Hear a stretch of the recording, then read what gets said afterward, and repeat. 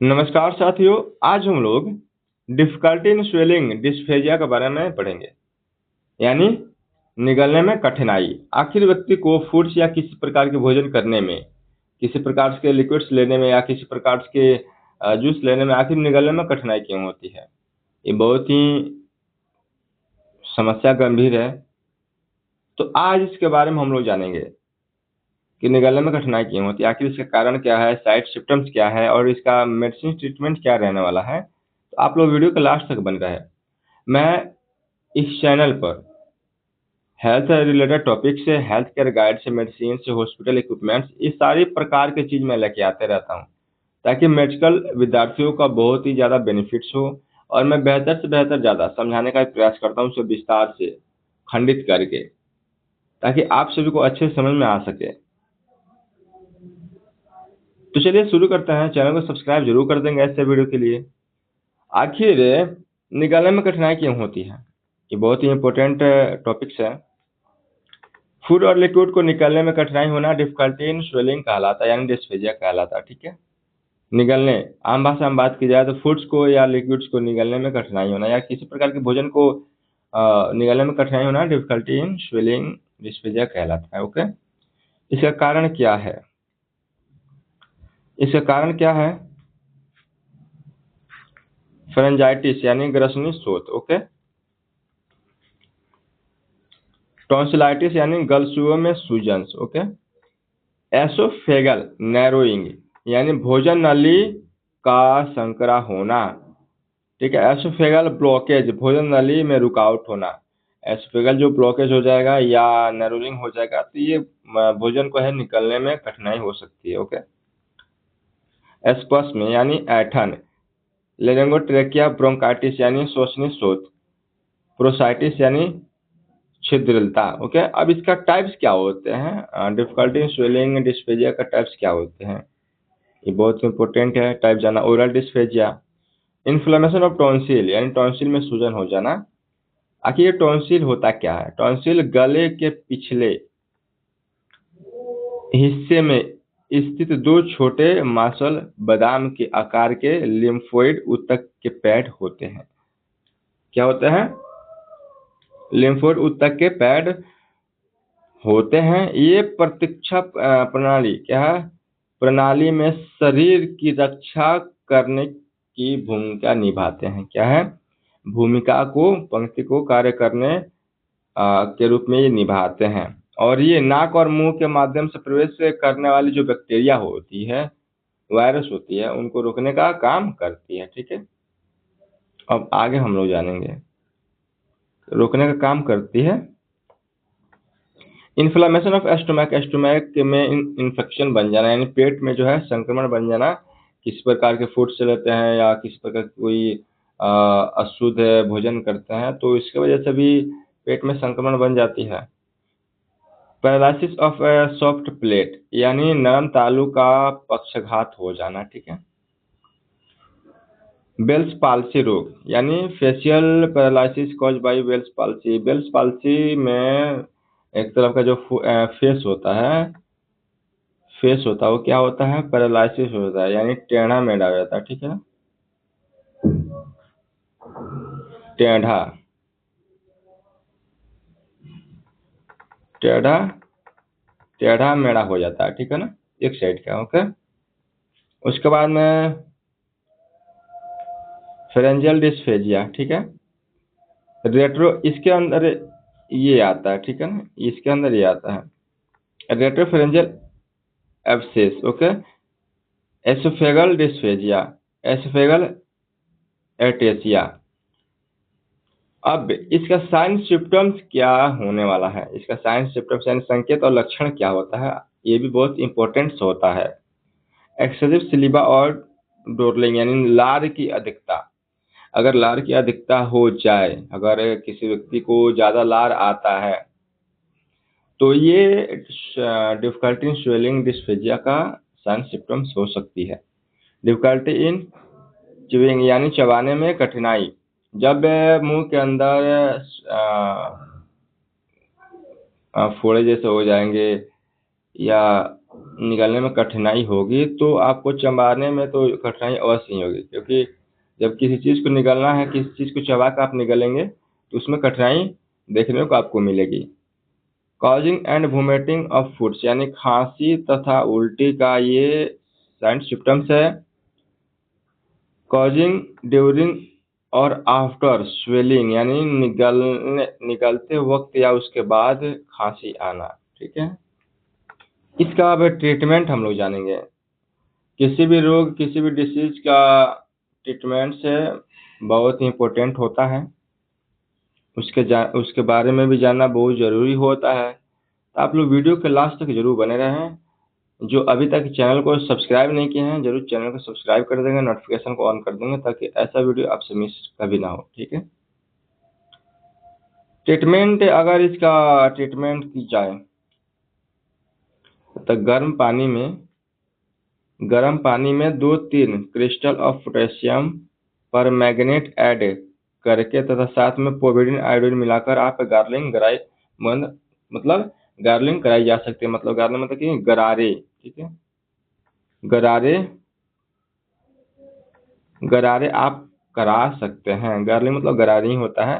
क्या लेना है आपको? गर्म पानी में 2 से 3 क्रिस्टल ऑफ पोटेशियम पर मैग्नेट ऐड करना है। ठीक है, उसके साथ में पोविडिन आयोडीन मिलाकर गरारे करानी चाहिए। ओके, इसके साथ ही दर्द कम करने हेतु टैबलेट में आपको क्या देना है? डायनापार, डिक्लोफेनिक एंड पैरासीटामोल, जो 120 रुपये का जो आता है।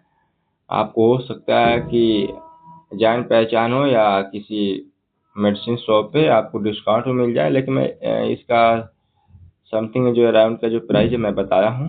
ठीक है, यहाँ तक सभी को समझ में आया? अब तो कौन सा आपका टैबलेट जो डायनापार आप दे सकते हैं, इसको कैसे देना है आपको? डायनापार को कैसे देना है आपको? आप इसको 1 टैबलेट दे सकते हैं सुबह शाम। ठीक है ना? एक कैसे देंगे? एक गोली सुबह शाम। ठीक है, अगर इसको एंटीबायोटिक के तौर पे देना है तो एंटीबायोटिक में क्या हो जाएगा आपका? टैबलेट में आ जाएगा एजीबैक, एजीबैक्ट हो जाएगा। ठीक है ना? एजिथ्रोमाइसिन इसका कॉम्पोजिशन नाम है, जो 500 mg आता है, और ये 114 रुपये का जो आपका समथिंग अराउंड जो है पड़ जाएगा। ठीक है, इसको कैसे देना है? टैबलेट जो एजीबैक्ट है, एजीबैक्ट इसको कैसे देना है आपको? रोजाना, क्या है? रोजाना एक गोली, एक गोली 3 दिनों तक, तीन 3 दिनों तक जो है आपको देना है। कितना देना है? एक गोली 3 दिनों तक इसको देना है। ओके, चलिए अब आगे हम लोग बात करते हैं अथवा में। अथवा में यानी या में आप इसके दे सकते हैं कैप्सूल में। मैक्स क्या है? मॉक्स है, यानी 500 एमोक्सिलिन 109 रुपये के अराउंड आपको पड़ता है। कहीं शॉप पे आपको डिस्काउंट मिल जाए तो कैप्सूल मॉक्स को कैसे देंगे? एमोक्सिलिन को कैसे देंगे? 1 कैप्सूल, एक कैप्सूल सुबह सुबह शाम, सुबह शाम 3 दिनों तक देना है इसको। ठीक है ना? 3 दिनों 3 दिनों तक इसको देना है, एक कैप्सूल सुबह शाम 3 दिनों तक इसको देना है। ठीक है, अब आगे टैबलेट में लेमसी, विटामिन सी, यानी ये 23 रुपये के अराउंड आपको शॉप पे देखने को मिल जाएगा। इसको कैसे लेना है? लेमसी के, विटामिन सी के, रोजाना एक गोली। ठीक है, रोजाना एक गोली, एक गोली जो आपको लेना है। ओके, और बात की जाए सिरप का, सिरप जो है अगर आपको खांसी हो तो यहाँ पे इंडिकेट मैं किया हूँ, आप देख सकते हैं, इंडिकेट मैं किया हूँ यहाँ पे। अगर खांसी हो तो आप ग्रिलेंटिस सिरप में ग्रिलेंटिस BM जो है ले सकते हैं, ठीक है। ये 122 के अराउंड पड़ जाता है, 122 के जो है अराउंड आपको पड़ेगा, ठीक है ना। इसको कैसे लेना है, ग्रिलेंटिस को कैसे लेना है खांसी हो तो? 2 चम्मच सुबह, 2 चम्मच, 2 चम्मच सुबह दोपहर शाम को, ठीक है। सुबह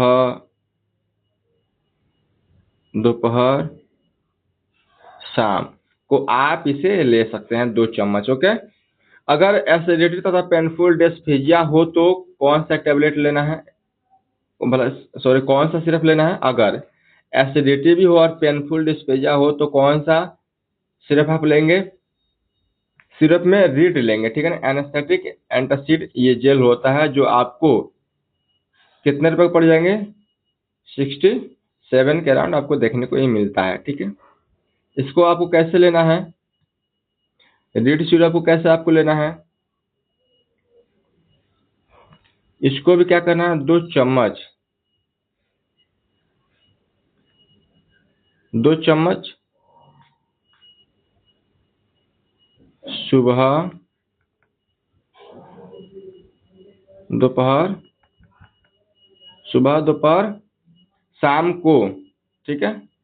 तथा तथा में आप टैबलेट में रेंटेक ले सकते हैं, रेंटेक यानी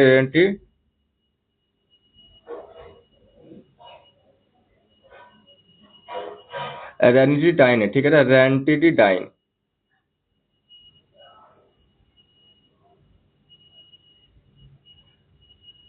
रेनिटीडाइन जो है कितना 150 mg आपको 45 के समथिंग ये आपको देखने को मिल जाएगा, ठीक है, मेडिकल शॉप से।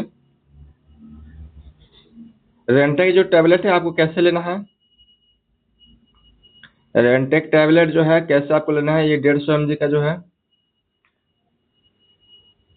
एक गोली, ठीक है, एक गोली सुबह सुबह शाम खाली पेट, ठीक है ना। क्या है? खाली पेट में जो है रेंटेक लेना है, ठीक है ना। रेनिटीडाइन जो 150 mg है रेंटेक, ये आपको ये गोली सुबह शाम खाली पेट आपको इसे लेना है। अगर एसोफेगल कैंडिडेट्स हो तो आप क्या करेंगे? उस कंडीशन में आपको क्या देना है? उस कंडीशन में एसोफेगल कैंडिडेट को क्या देंगे? टैबलेट में 4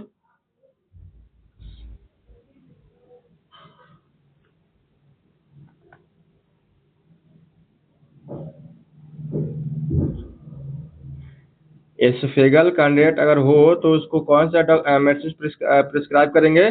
टैबलेट में 4 से 150 mg यानी फ्लूकोनाजोल। क्या है? फ्लूकोनाजोल होता है, यानी 4 कैन, ठीक है ना, 150 mg फ्लूकोनाजोल। इसको आप कितने परचेस कर सकते हैं, कितने का अराउंड समथिंग आता है, यानी 11 के समथिंग आपको देखने को मिल जाएगा। 4 कैन 150 mg फ्लूकोनाजोल, ठीक है ना। इसको आपको कैसे लेना है? 4 कैन को कैसे लेना है? सप्ताह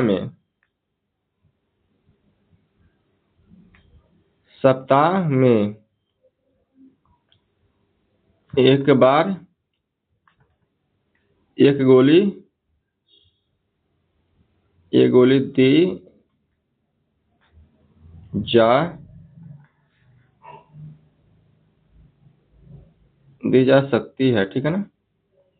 सप्ताह में एक बार जो है एक गोली आपको, सप्ताह में एक ही गोली आपको इसको देना है, ठीक है ना। 4 कैन फ्लूकोनाजोल जो है आपका टेबलेट, इसको सप्ताह में एक ही बार देना है, ठीक है। चलिए अब आगे हम लोग बात करते हैं। अगर इसके साथ ही जनरल टॉनिक के तौर पर अगर देना हो तो कैसे देंगे? अगर इसके साथ अगर जनरल टॉनिक के तौर पर देना हो तो क्या देंगे आपको? सिरप में A to Z जो सिरप है आप इसे प्रिस्क्राइब कर सकते हैं। ये आपको 188 के समथिंग में आपको ये मिल जाएगा, ठीक है। इस सिरप को कैसे देना है आपको? 2 चम्मच, 2 चम्मच, 2 चम्मच सुबह